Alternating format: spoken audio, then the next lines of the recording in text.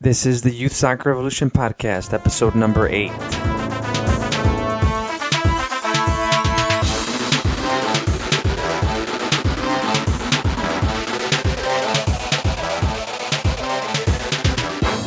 Hello again, and thank you for joining us on the Youth Soccer Revolution Podcast. My name is Ernesto Diaz. I am your host.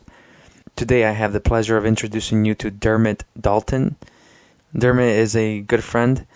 I wanted to bring Dermot on because he is a person that has so much knowledge about the history of football and about player development and game intelligence. Dermot works closely with Horst Wayne, and Horst is obviously well known as a consultant to many top European clubs, many national teams, Spain, Germany, Mexico. That's just to name a few.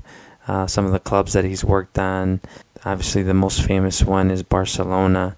Horst Wayne and Dermot work together on the game intelligence aspect of player development. So you'll hear Dermot talk about Horst Wayne a few times during the episode, and I just wanted to give you a little background on Horst.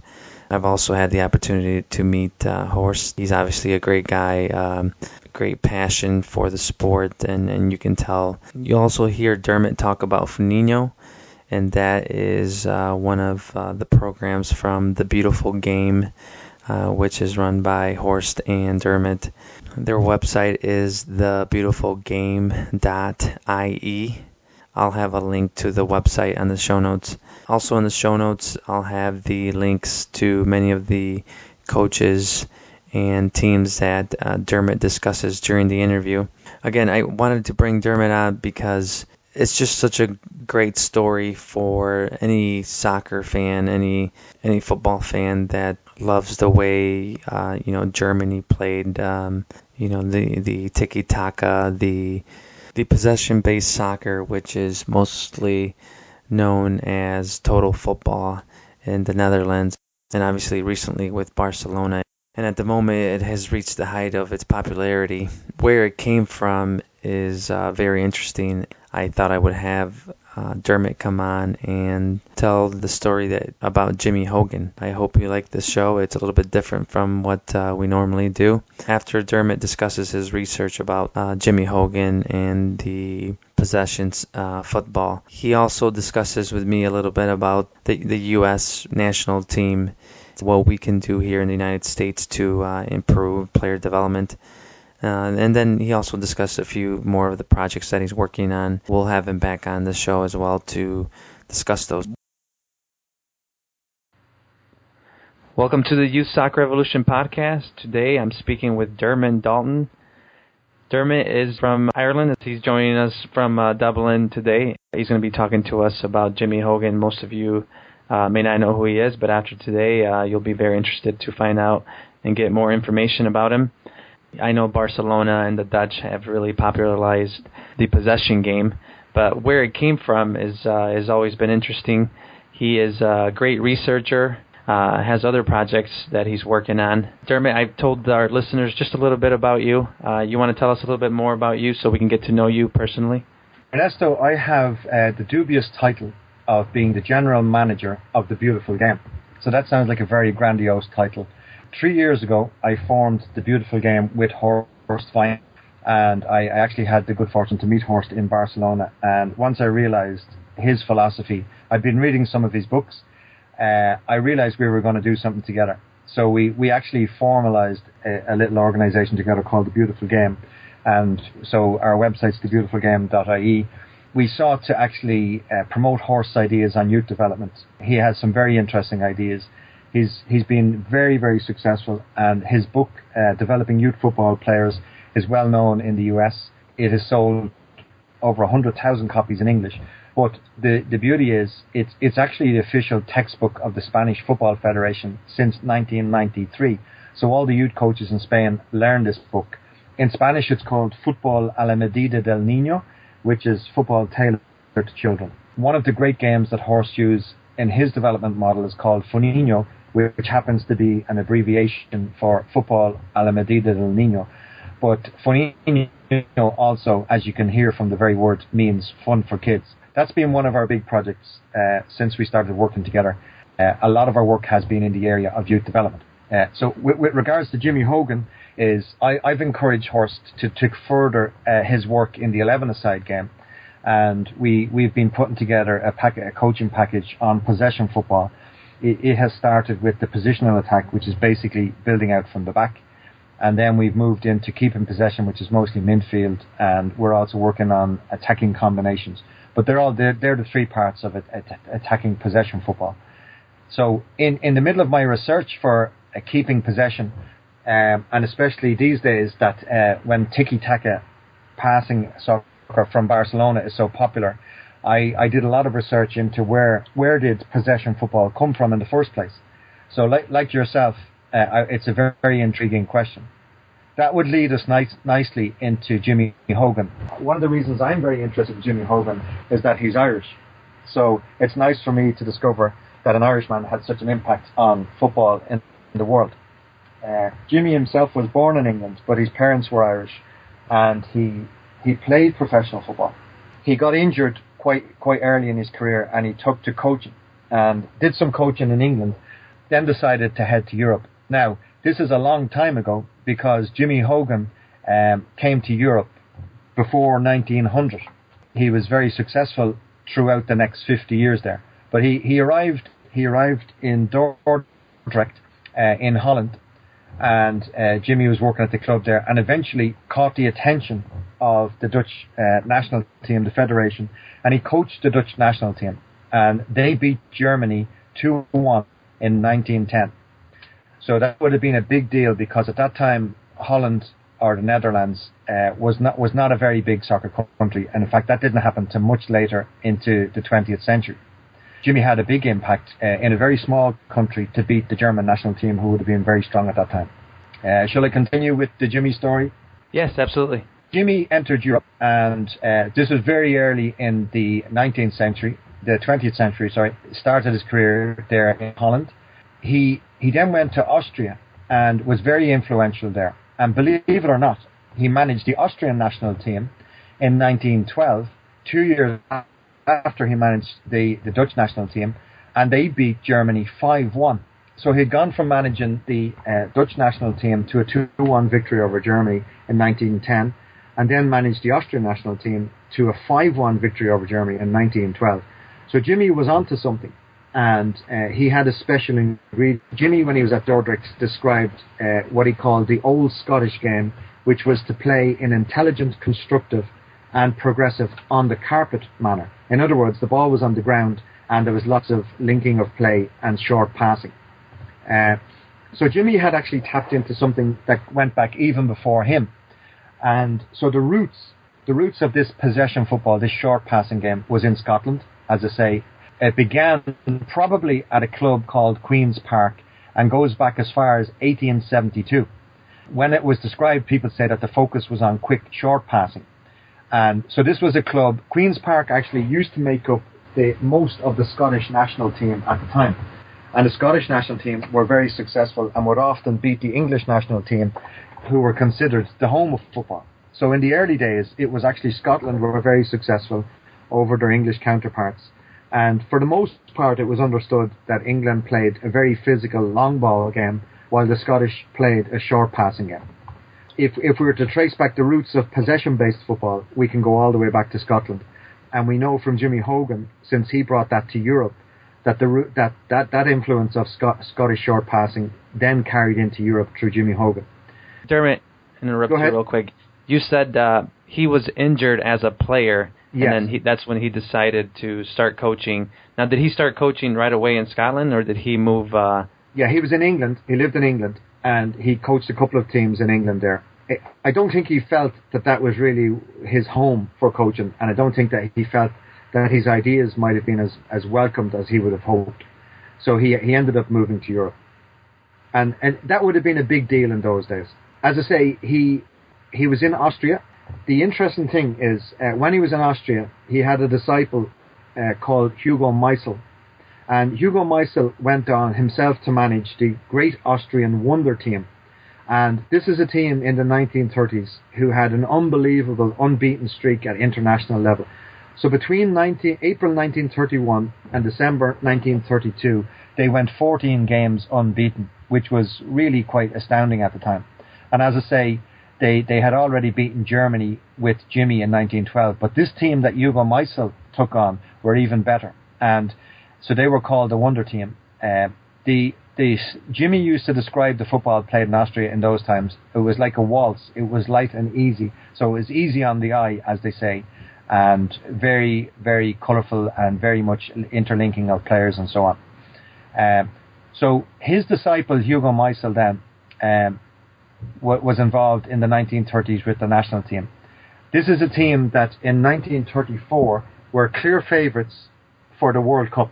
And they had beaten Germany 5-0 on the way to the World Cup, and also 6-0. They beat Switzerland 6-0, and they beat Hungary 8-2.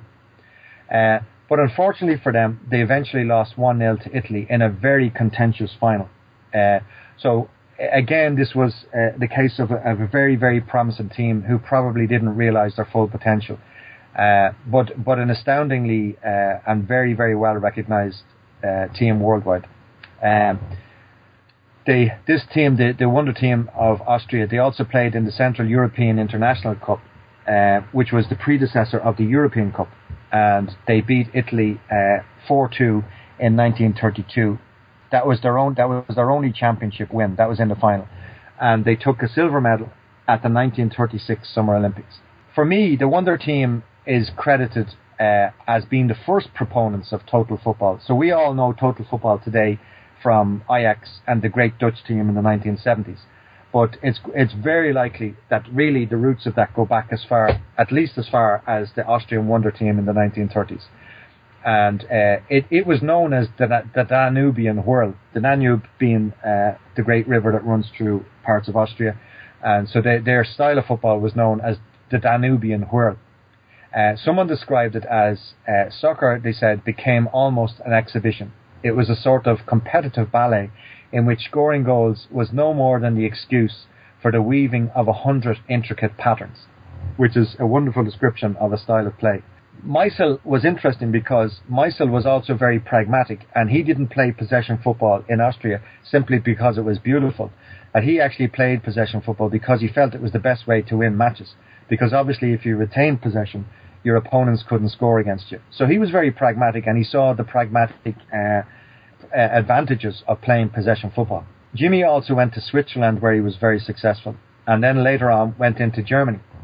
And in Germany he coached at SC Dresden, and one of his pupils was Helmut Schön, who later on went to win the World Cup with Germany in 1974. So he was a pupil of Jimmy Hogan. Jimmy Hogan in Germany is credited as the founder of modern football. He was also credited having a great influence on a team called the Breslau 11, who were a very attacking possession-based side. It's very likely, though, in Germany that Jimmy influenced the great Schalke 04 team, and this team was known as Der Kreisel, which in German is the spinning top. Such was the style of play that they played. And their Kreisel, or Schalke, actually reached 9 out of 10 championship finals between 1933 and 1942, and they won 6 of them. So this was a team in the 1930s playing possession football, much like the total football that we later come to know later in the 20th century. It was said of them that they never moved upfield by belting long balls and chasing them. Instead, they strung together an often bewildering succession of short, quick passes, always keeping the ball on the ground, always looking for the better positioned man. At its best, it left the other team reeling, never certain of where the ball would be played next. So now we've seen Jimmy Hogan influencing football in starting off in Holland, then in Austria, and then in Germany. His next country, though, was in Hungary, and he coached some of the big teams in Hungary. He never coached the national team, but again, one of his great disciples went on to coach the Hungary team, which became famous in the 50s. It was called the Aranycsapat, or the Golden Squad, And this team really made football history in 1953, because while England continued to play the same style of football, which was very direct, very much the long ball game and a very physical game, now we've seen that different countries and different teams in Europe were playing a different game. They were playing possession football. And what brought this all home was in 1953, Hungary came to Wembley to play against England. They beat England 6-3, ushering in a new football era. Interestingly, the following year, England revisited Hungary in Hungary, and they were beaten 7-1 in 1954. But after the match in Wembley, Sándor Barks, the president of the Hungarian Football Federation, said to the press, he said that Jimmy Hogan taught us everything we know about football. Gustav Sebes, who was the Hungarian manager at the time, said, "We played football as Jimmy Hogan taught us. When our football history is told, his name should be written in gold letters." Some comments about that great game in 1953 from the English press. Billy Wright actually was the England's captain, and he said that playing against Hungary was like playing people from outer space.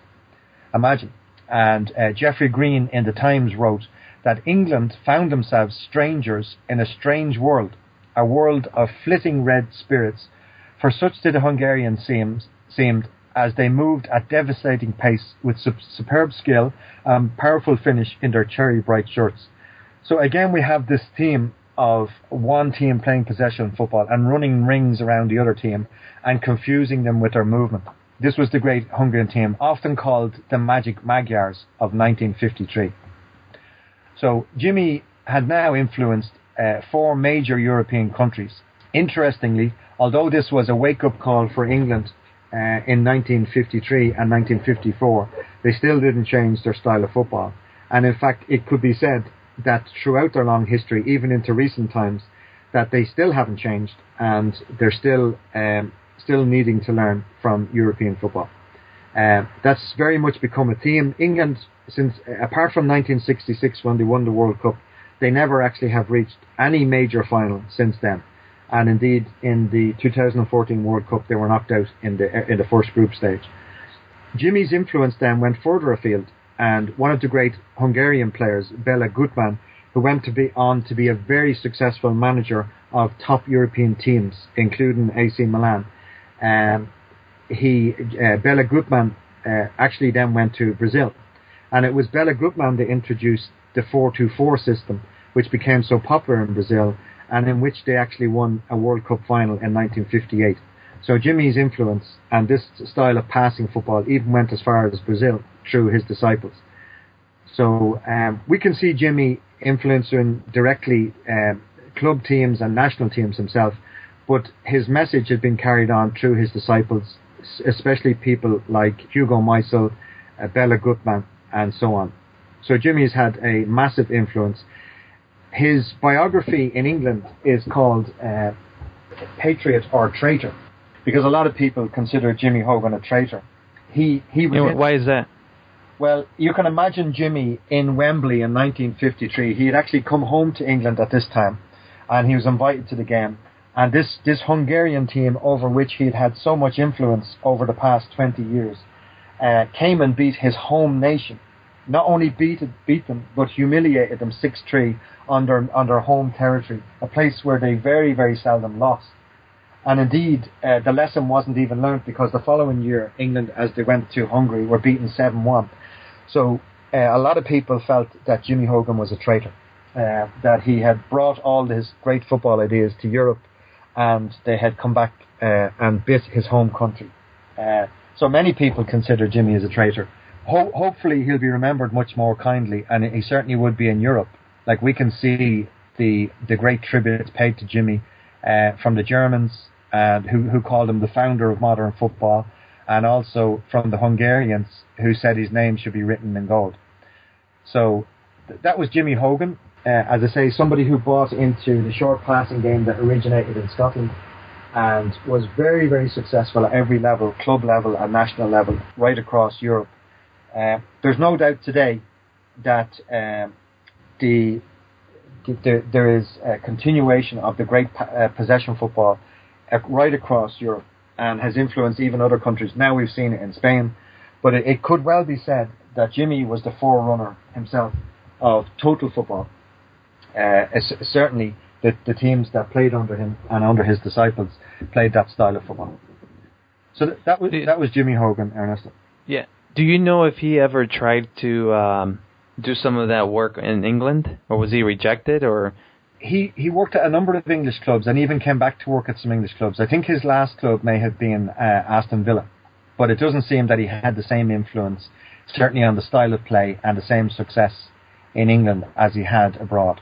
And so when we look at Germany today, the team that won the World Cup, how much of an influence, obviously he had an influence in Germany, but how much of an influence was that possession-style soccer? That's a good question, Ernesto. What's interesting about Germany winning the World Cup this year is you can definitely see. I would say that Germany are the new Spain, because Spain has greatly been influenced by possession football, and in actual fact, Spain themselves were not great proponents like the rest of Europe, especially Hungary, Austria, and these other countries. But Spain were not great proponents of possession football. In actual fact, they had a very physical game up until very recent times, and it's only in the last 20 years or so that they've begun to change to a more possession-based style. It could be that Horst Wein's influence, especially in the youth development, because that would be his style of football, is possession-based. It could be that someone like Horst Wein has influenced a lot of coaches to think about this, and certainly in developing these type of players. In fact, we've been told that probably the greatest player in that system in Spain, Xavi, played a game like Firmino when he was younger at Barcelona, because it was Barcelona themselves who brought Horst into soccer from hockey. That the football club in Barcelona recognised Horst's work with the national hockey team, and he came and showed Barcelona, the football club there, his methods. And they liked him so much they encouraged him to leave hockey and to start coaching soccer, which he did from then in 1985. Germany have certainly learnt quite a lot about possession football. And in actual fact, going back about 10 or 15 years, the Germans decided to change their style of play and to implement that at the youth development model, and especially in the Bundesliga clubs, which is the professional league there. The strange thing is that historically, Germany would have been considered the opposite of attractive football. That Germany was considered very functional, very efficient, very effective, very physical.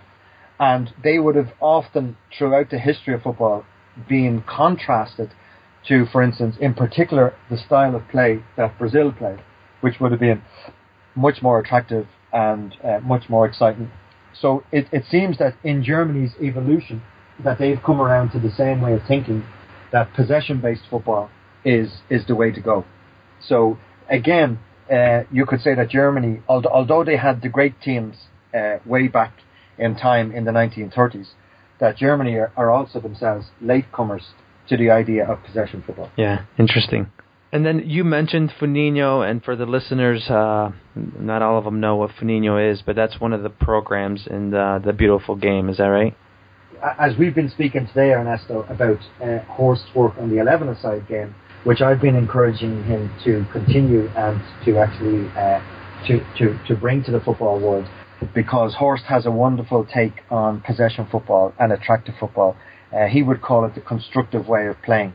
So that would be very much what he would believe in the 11-a-side game. But Firmino is...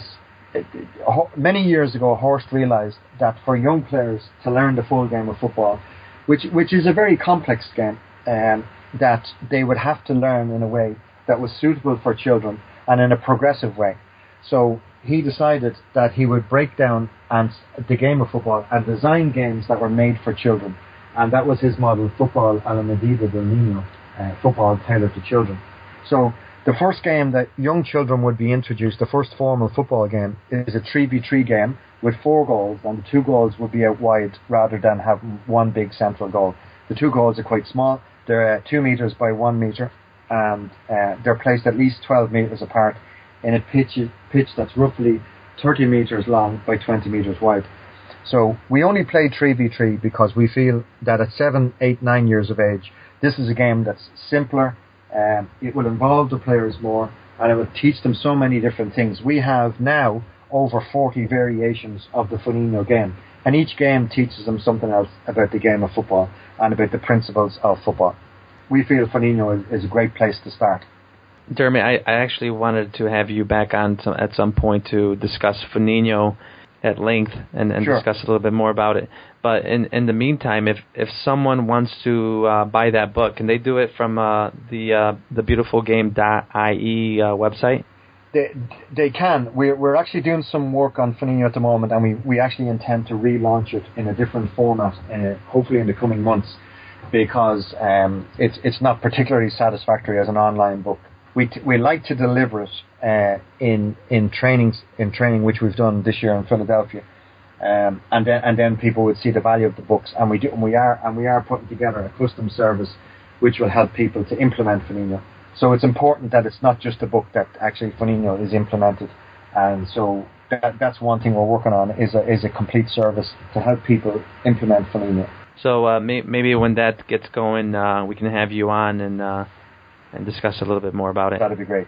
Anything else about Jimmy Hogan, about the possession game? Obviously, it's had a big impact on an international game.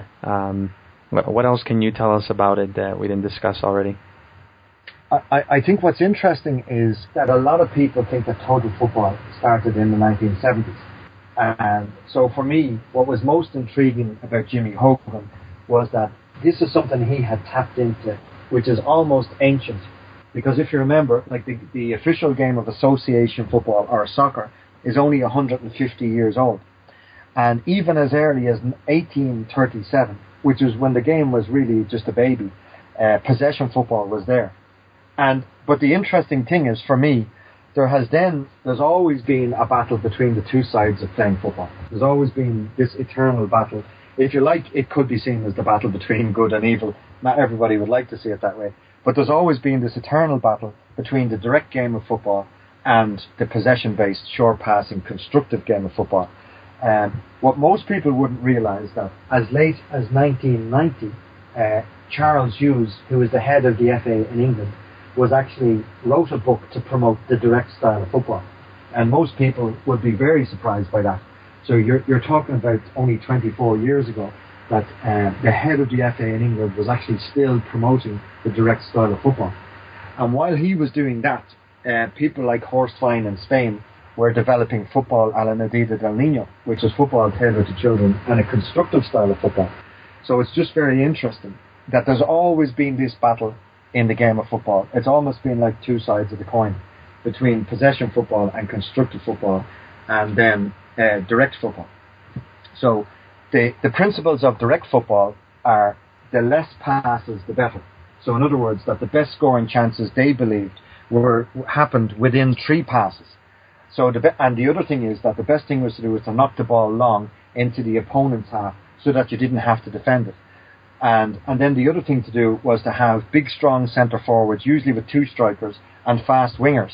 And the fast wingers would get past the defence and put the ball into the box. So if the ball wasn't knocked long from the back, it was given to the wingers, and they'd knock it in with crosses. So that has been pretty much very, very, very influential in the English style of play, right down through history. And as I say, surprisingly, only 24 years ago, the head of the FA has actually been even continuing that idea, which would be a surprise to many people.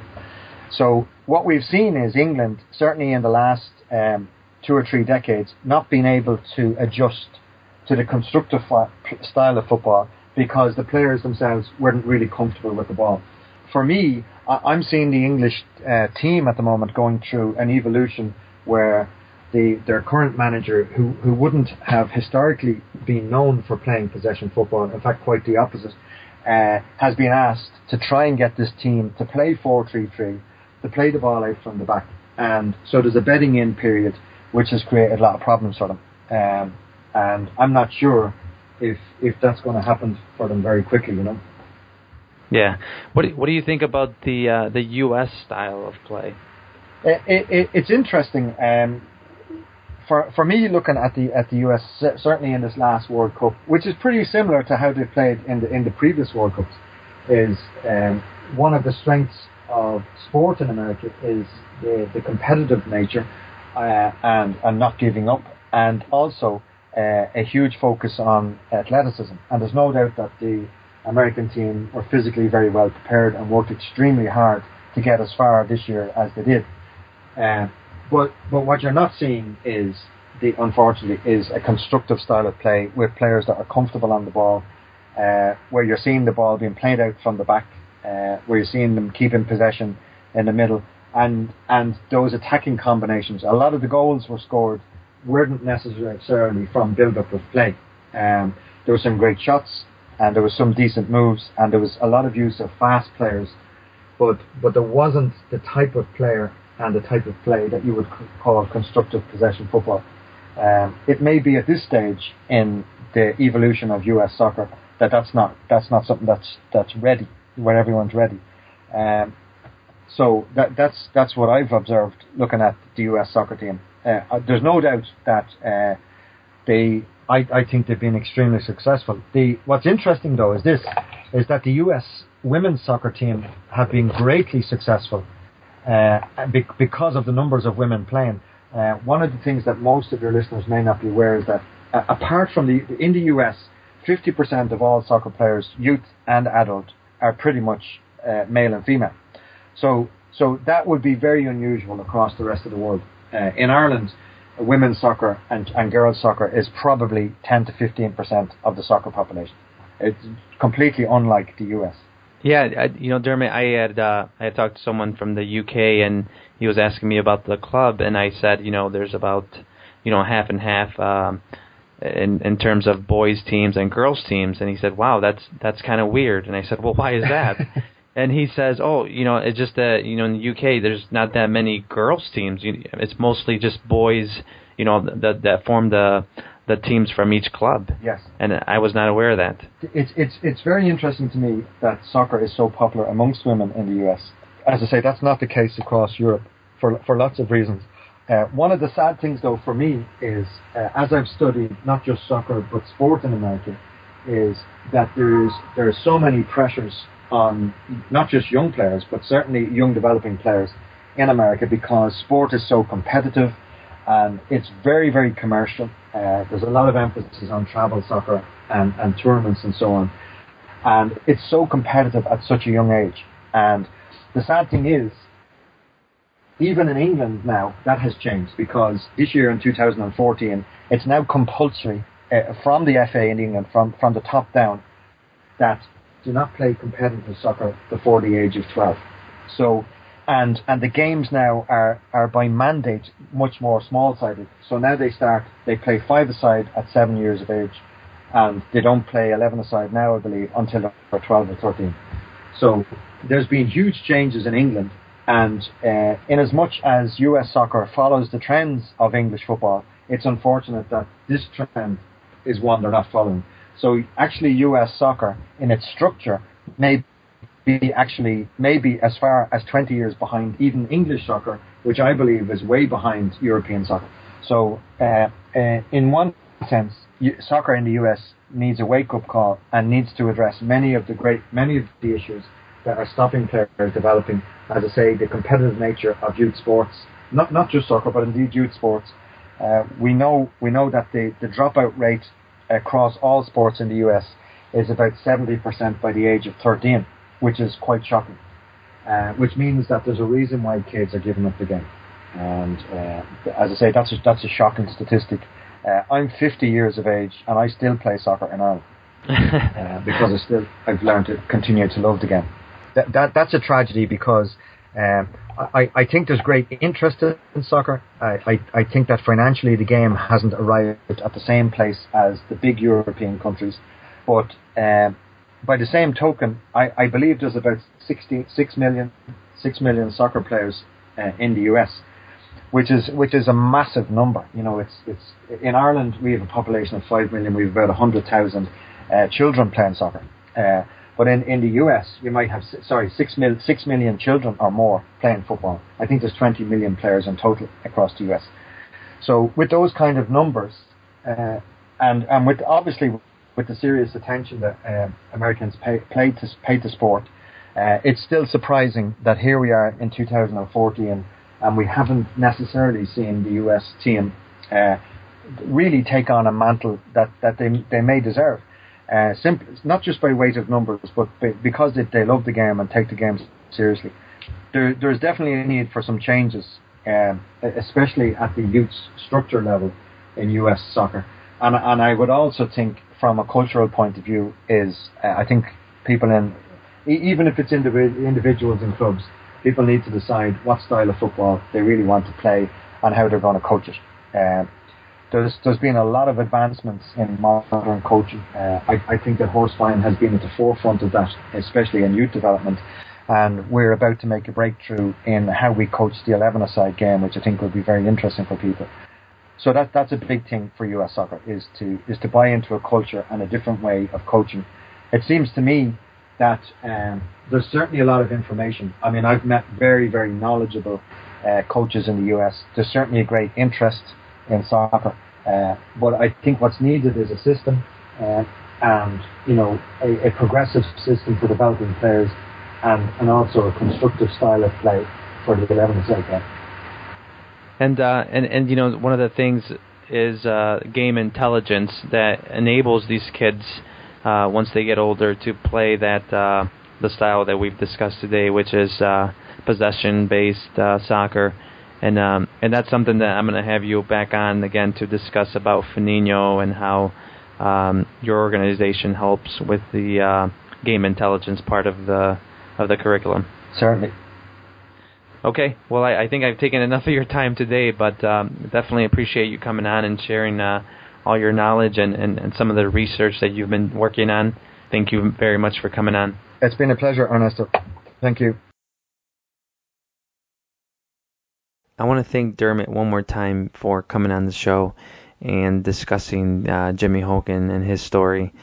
I also want to remind you that if you like the show, please consider giving us a 5-star review on iTunes.